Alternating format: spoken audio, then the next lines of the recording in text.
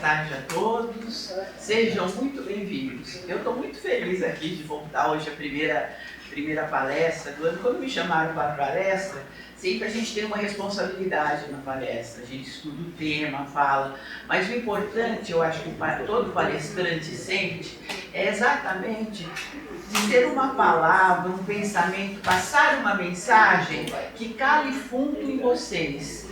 Aquela mensagem que faça com que se justifique. Vocês saíram de suas casas, vieram para cá, o que quer dizer que vocês estão dispostos a ouvir alguma coisa que faça com que vocês aplaquem algum tipo de sentimento, façam um pedido de alguma coisa que está atormentando vocês, ou simplesmente agradeçam. Então, a gente o que pede da inspiração do plano espiritual para a gente que vai fazer palestra é exatamente isso, que nos intua a falar alguma coisa que cale no coração de vocês.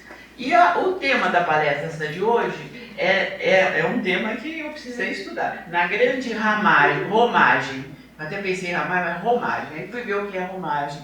Romagem é um termo que usam para peregrinação que se dirige por motivo religioso a uma capela ou uma igreja, uma romaria. E será que nós não estamos fazendo isso na nossa vida? No nosso dia a dia? Nós, desde que nascemos, estamos numa romaria, porque a única certeza que nós temos é que nós morreremos. Então nós temos que fazer alguma coisa nesse intervalo entre o nascimento e a morte. E cada um procura o seu caminho. Então é muito importante que nós tenhamos consciência e propósito desse caminho. Então, quando se fala nessa grande romagem que se fala, primeiro, ela é de Paulo, Hebreus 11.8, a frase que inicia essa nossa palestra. Pela fé, Abraão, sendo chamado, obedeceu, indo para o lugar que havia de receber por herança, e saiu sem saber para onde ia. Não quer dizer que ele não soubesse, ele estava atrás da terra prometida, ele sabia que ele queria a terra prometida. Mas nós temos que ir com esse propósito, sem nos importar com o que possa surgir no meio desse caminho. Nunca perder esse propósito, nunca perder essa terra prometida, que é individual de cada um. Cada um tem o seu objetivo na vida. E pode ser um objetivo menor ou maior, isso não importa. Não somos nós que julgamos os nossos objetivos. O importante que passa essa palestra é persistir, é ter fé. E Abraão é o pai de acreditar na fé. Então, primeiro problema que é enfrentado aqui seria quantas vezes seremos constrangidos a pisar sobre espinheiros de calúnia. Então, a primeira coisa que nós não sabemos enfrentar, ainda mais hoje com todos esses mecanismos sociais aí da internet, nós não sabemos, às vezes, enfrentar uma calúnia. Então, às vezes, a gente... E dentro dessa palestra que a gente ouviu do Haroldo Dutra, essa emoção existe em nós. Nós nunca devemos negar nossas emoções. As emoções existem. Nós temos que analisar as emoções, filtrar as emoções e ver aquelas que devemos alimentar e aquelas que não devemos alimentar. Mas quando nós sofremos uma calúnia, quando nós sofremos algo que vai contra aquilo que nós fizemos com tanto amor, estamos projetando, e aí a pessoa quer acabar com aquele nosso propósito. E eu vi uma vez uma coisa que é muito certa. O importante é a pessoa adquirir um equilíbrio na vida. Por quê? Porque quando nós estamos equilibradas e alguém faz uma calúnia contra nós no íntimo sabemos assim, mas o que essa pessoa está falando ou dizendo? Não tem nada a ver comigo, eu não preciso me abalar com isso. A minha atitude, o meu comportamento, ele vai realmente fazer com que as pessoas enxerguem que é uma calúnia. E aquelas que não enxergarem, é porque realmente ainda não chegaram nesse patamar de saber distinguir. Então, hoje em dia, nós nos damos muito com isso. Então, uma das coisas que ele fala que a gente deve enfrentar nesse nosso caminhar é a calúnia. A segunda é marchar sempre no caminho interior de nossa próxima redenção sem esmorecimento. Então, o que é isso? É o nosso crescimento espiritual. É passo a passo a gente conseguir, cada dia um pouquinho. E às vezes a gente pensa que conseguiu muito quando a gente tem uma atitude e fala, ai meu Deus do céu. Hoje mesmo eu tive uma atitude assim. Eu li no Facebook uma pessoa que estava pedindo ajuda para a Los Angeles, que teve todos aqueles problemas ali de gente, de incêndio, de tudo. Então eu falei assim, mas isso aqui é para eles, Estados Unidos é rico, para quê? Vamos ajudar aqui o outro lado. Então eu falei assim, gente, mas que crítica feia, ajudar é ajudar, gente. O ato de ajudar, o ato de doar, ele em si já é benéfico, já nos faz bem a gente ajudar qualquer coisa. Quem somos nós para julgar o que o outro está ajudando? Não são seres humanos aqueles de... diz que a casa da Angelina Jolie, uma coisa assim, mas ela não é um ser humano também? Só porque ela tem dinheiro, ela não está sofrendo com isso? Então, às vezes, nós temos esse pensamento de julgar os outros. Então, nós queremos julgar a quem o outro está ajudando, a atitude do outro, por que nós... se fosse eu, não faria isso. Mas não é você, é ele, deixa ele fazer. O que vale é a intenção, é o amor que a pessoa põe naquele ato. Então, é importante também a gente continuar, independente de qualquer coisa, e principalmente não julgar. Quando não seja possível avançar 2 passos por dia, desloquemo-nos para diante pelo menos alguns milímetros. Isso está dito aqui no Hebreus, em Paulo. O que quer dizer isso? Nós temos, às vezes, grandes metas. Nesse nosso propósito, eu quero fazer uma caridade, mas eu não quero fazer uma caridade para aquele que está jogado na rua ali do meu lado. Não, eu quero montar um grande abrigo que vai pegar, vai passar a acolher não sei quantas pessoas. E nesse grande projeto, eu não dou um passo. Porque realmente existem aquelas pessoas que já estão predestinadas a fazer isso. Cada um tem os seus talentos. Nós não precisamos colocar os nossos objetivos para grandes talentos. De repente, se a gente consegue ajudar bem uma pessoa que seja. E eu não estou dizendo só de ajuda financeira, não, que aqui a gente está pautando muito nisso. Mas se você deu uma palavra, que você viu a resposta, um sorriso daquela pessoa, do porteiro, da sua empregada doméstica, do seu colega, da sua amiga, até do seu desconhecido numa fila de supermercado, se você vê que você deu uma palavra com todo o amor e essa pessoa deu um sorriso, gente, você já ganhou o seu dia, você deu esse passo. Foi milimétrico? Não sei, às vezes não. Porque às vezes aquela caixa que está no supermercado, que está o dia inteiro com calor, sofrendo, com dor nas costas, e está lá trabalhando honestamente para ganhar o seu salário no fim do mês, aquele seu sorriso, aquela sua brincadeira, aquele teu acolhimento, fez com que ela passasse o dia mais leve. Isso é pouco? Isso é muito. Então, é importante a gente ter a noção, existe um ditado popular, migalha também é pão. Então, às vezes a gente fala assim, isso é migalha, que adianta eu dar sorriso aqui? Não, você também, às vezes você não sabe a grandeza daquilo que o seu sorriso proporcionou, que a sua palavra de acolhimento proporcionou. Então, é isso quando ele diz 2 passos por dia, escolhe-se pelo menos alguns milímetros. E ele termina dizendo, obedeçamos por nossa vez, conscientes de nossa destinação e convictos de que o Senhor nos espera, além da nossa cruz, nos cimos resplandecentes da eterna ressurreição. Então isso aqui é muito, eu acho que é um propósito muito grande, né? Porque a gente está na vida para um crescimento espiritual, mas a gente sabe o quanto é difícil isso. E quanto às vezes a gente acha que já andou tanto, que já fez, que já se dedicou, e de repente você vê que tem tanto caminho pela frente, e às vezes você se sente pequeno, e é nesse momento que você não pode se merecer. O caminho nisso quer dizer, continue sempre. Então aí, eu fui ver o que quer dizer, ele quis dizer Abrão, nesses Hebreus 11 e 8. O Abrão é um personagem bíblico que é chamado de pai da fé, justamente por isso, porque ele foi foi, não sabendo onde era a terra prometida, mas ele continuou, foi, achou a terra prometida. Então vou botar meu burro à sombra, achei a terra prometida. Ele continuou ainda para frente. Por quê? Porque a terra prometida e o objetivo dele era justamente passar para os outros tudo aquilo que ele sabia. Era ensinar, era continuar caminhando. Que foi então o grande milagre do Abraão foi continuar caminhando depois que ele achou a terra prometida. Ele ainda foi disseminando tudo aquilo que ele acreditava, toda aquela certeza, aquela fé, ele foi passando para frente. Então, a importância de termos um propósito na vida. A percepção de Abraão foi, além de chegar a uma terra aqui na terra, ele creu que devia continuar caminhando em direção a uma cidade celestial.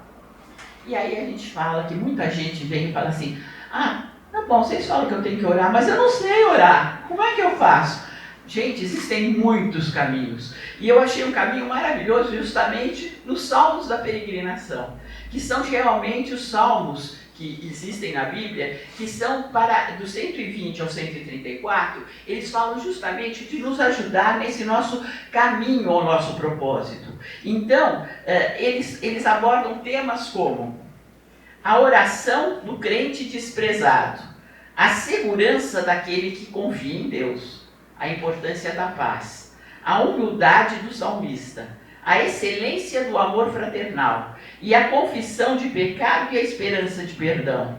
Essa última eu achei o máximo, porque a gente, às vezes, não é falta de humildade, eu acho que sei lá, cada um tem dentro de si a sua personalidade, mas tem pessoas que são tão difíceis de confessar aquilo que elas fizeram de mal, não consegue falar para ninguém, acham que isso vai desmerecer, de repente vai achar que eu não tenho valor porque eu agi dessa maneira ou daquela maneira.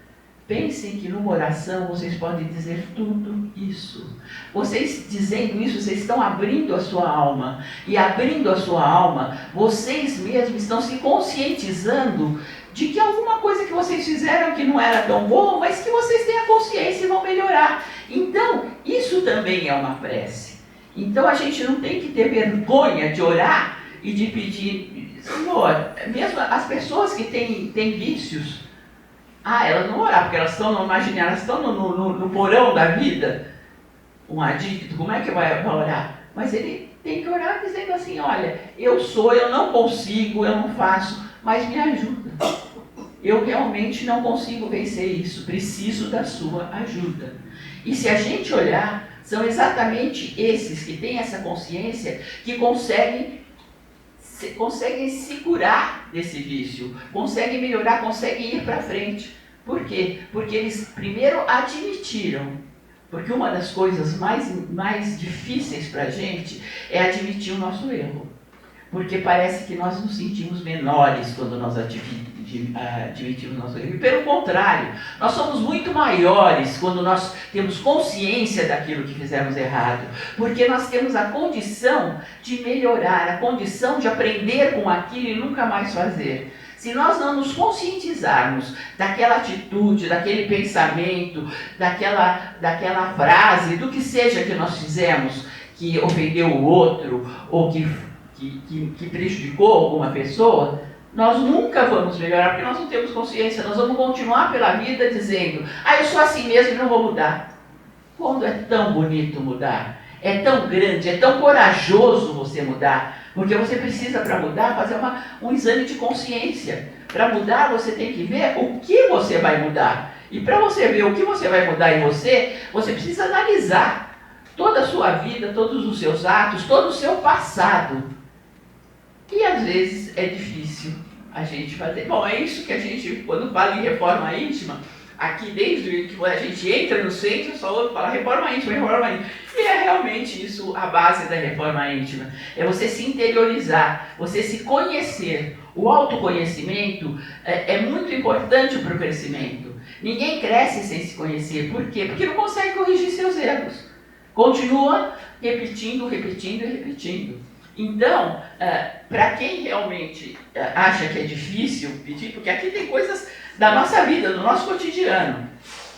A oração do crente desprezado é aquele que se sente, tem ocasiões na vida em que a gente se sente péssimo, se sente nada, se sente um zero à esquerda. Então vamos orar. Orar não só para nós corrigirmos os nossos erros, mas nós nos conscientizarmos que todo ser humano tem seus talentos. Se não apareceu ainda é porque nós não procuramos o nosso talento. Mas vamos procurar porque não existe um ser humano que não tenha a capacidade de ser bom em alguma coisa. Se ele ainda não apareceu, porque ele ainda não descobriu no que ele é bom. Mas vamos fazer esse exame íntimo e descobrir. A segurança daquele que confia em Deus. Como tem pessoas diferentes, né? Quando a gente fala às vezes tem pensamento positivo, pensamento negativo, tem personalidades que é o copo meio cheio, o copo meio vazio, tem personalidades que são assim, nunca enxergam aquilo de bom que aconteceu, elas sempre enxergam, mas pode acontecer isso.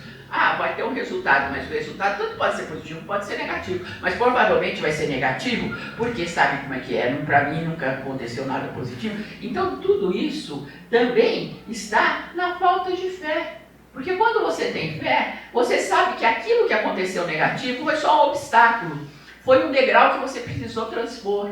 Você não fica fixado naquela coisa negativa, você vai procurar a solução. Você não se fixa no problema, você se fixa na solução. A importância da paz. E aí nós vamos pensar, quando a gente fala em fraternidade, a gente pensa que é só com a pessoa do lado. Não, existem correntes vibratórias para todas essas grandes catástrofes que estão acontecendo, e é só procurar que você acha. E às vezes uma oração que vai se juntar a mais orações do mundo inteiro, vai realmente aplacar o quê? Trazer a paz para aquelas guerras às vezes entre irmãos, entre vizinhos, para as grandes catástrofes da humanidade, que as pessoas que precisam de ajuda. Então a importância da paz está também, se vocês procurarem nesse salmo. A excelência do amor fraternal, nisso vocês já veem. E a confissão do pecado e a experiência do perdão, que é isso que eu achei que foi o que mais tocou, porque realmente vocês têm que ter essa consciência de que vocês não devem se esconder na oração. Não precisa fazer uma oração bonita, pegar um livro de orações e recitar, não. A oração está no que vem de você. Então, às vezes, você lê um salmo, e depois do salmo você faz o seu pedido, porque aquele salmo te esclareceu. É como se fosse um cântico, é como se fosse, e eram cânticos de peregrinação, que significa em hebraico subir. Então, aqui é o Salmo 120, esse da vítima, que procura consolo e justiça no Senhor. Os 7 salmos, isso é importante, os 7 salmos mais poderosos, eu vou dizer para vocês. O Salmo 91 é para receber proteção divina para você e sua família. Olha que gostoso. A gente faz isso, sabe quando? Quando a gente está no Evangelho do Lar. O Evangelho do Lar é lindo. Vocês, quarta-feira, quem não segue, procura seguir, porque é uma maneira de você proteger não só você, mas a sua família, a sua casa e as pessoas para quem você pedir. Então, esse Salmo 91 é para receber proteção divina para você e sua família. O 23 é para prosperidade financeira. Quem que não quer? Agora todo mundo vai procurar sair daqui. O Salmo 23, para começar por esse, porque a prosperidade financeira é o que nos dá tranquilidade para a gente seguir todos os outros caminhos. Salmo 7, para anular inveja e afastar inimigos. Também é bom esse. Salmo 34, para abrir os caminhos de sua vida. Quando você às vezes vê e fala assim, eu cheguei aqui, mas não sei para onde ir, que caminho seguir, será que eu estou no caminho certo? Será que eu tenho que mudar de profissão, mudar de companheiro, Você às vezes está perdido. E esse Salmo 34 é o que vai consolidar o caminho correto. E 40, louvar e agradecer a Deus, porque a gente pede muito, mas agradecer é mais difícil. O 121 é para uma resposta urgente. Então já vi. O 23 para prosperidade financeira e o 121 para uma resposta divina urgente são os dois que vocês já vão abrir chegando em casa. E o 31 também, que é para a vida sentimental.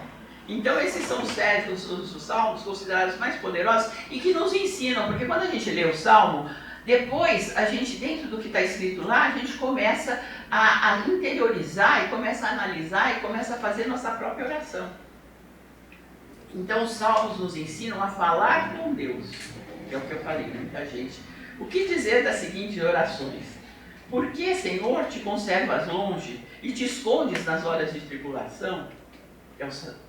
Até quando, Senhor, esquecer que há de mim para sempre? Até quando ocultarás de mim o rosto? Mas há também expressões de amor e dependência. Eu te amo, Senhor, força minha. Guarda-me, Deus, porque em ti me refugio.